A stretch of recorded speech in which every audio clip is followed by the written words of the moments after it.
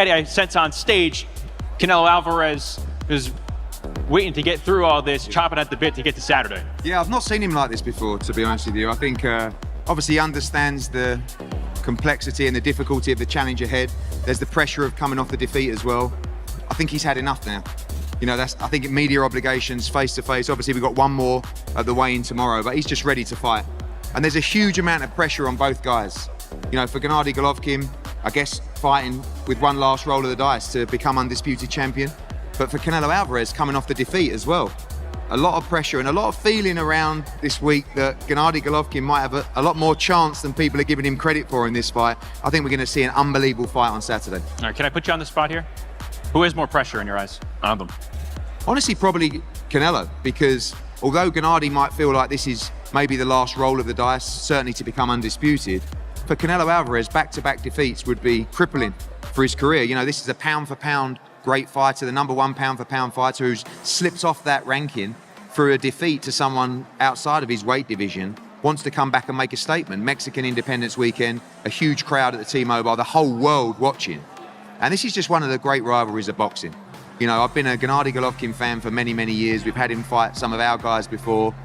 And of course, Canelo Alvarez, who is one of the all-time great fighters. And I just feel like neither guy are going to take a step backwards on Saturday. I think you're going to see the best of the three fights so far. You get to sit between fighters all the time up on stages like that at venues and events like this. What was the energy like sitting between Canelo and Gennady? Honestly, like they don't really want to be there anymore. You know, like they've done so much media for this fight. We've had so many head-to-heads.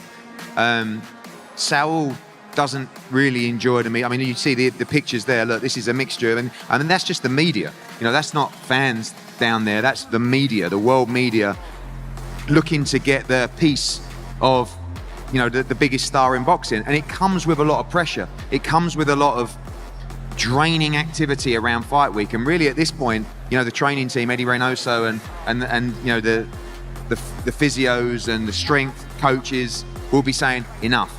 You know, sooner or later they're going to pull him out and say, we need to go back to the room, you need to have a rest, you've got to train later, etc. Because the weigh-in's tomorrow. You know, both guys should make the championship limit comfortably, but it's really nearly time to switch on. You know, all of this is great, amazing turnout tonight. Wait till you see the weigh-in tomorrow. But this is it, you know, and you build up a fight, and then all of a sudden you realize, wow, we're 2 days away.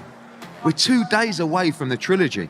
And there's the energy in the T-Mobile Arena on Saturday is going to be something we'll never forget. And honestly, it's going to be, I mean, the undercard as well is incredible. It's an incredible night of boxing, the night of the year so far.